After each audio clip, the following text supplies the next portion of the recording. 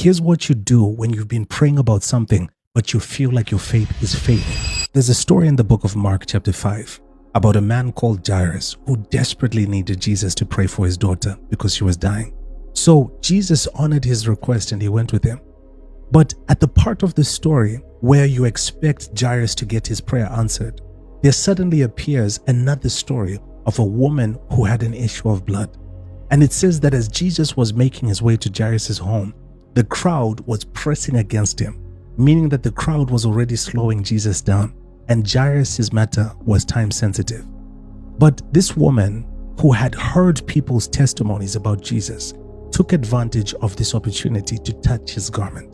And she touched it and she was healed. But when she was healed, the Bible says Jesus felt power leaving him.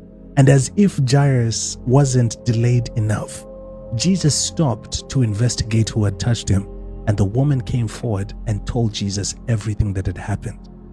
And as Jesus was still blessing this woman, Mark chapter 5 verse 35 says, "There came from the ruler's house someone who said, 'Your daughter is dead. Why trouble the teacher any further?'" But overhearing this, Jesus said to the ruler of the synagogue, "Hey, don't fear, only believe." And then it says something strange. It says in Mark chapter 5 verse number 37, "And Jesus allowed no one to follow him except Peter, James, and John." That means that Jesus could have dismissed the crowd earlier and arrived at Jairus' house sooner, but he allowed the delay to happen. Then it says he took his disciples with him to Jairus' home and he prayed for Jairus' daughter and he woke her up. Here's the question. Why does the story of the woman with the issue of blood appear in the middle of Jairus' ordeal? And why did Jesus allow the delay to happen?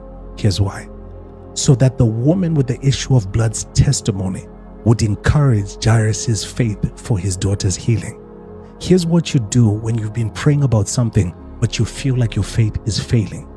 Be like the woman with the issue of blood and listen to people's testimonies about Jesus. Look for testimonies that describe what you're experiencing and get encouraged by how God turned their stories around. Because if Jairus ever doubted and he only came to Jesus because he was desperate, when he heard the woman with the issue of blood describing her experience in real time, you can imagine how it encouraged him to believe for his daughter. That if God can do it for a stranger in the crowd, then he can do it for me and my house.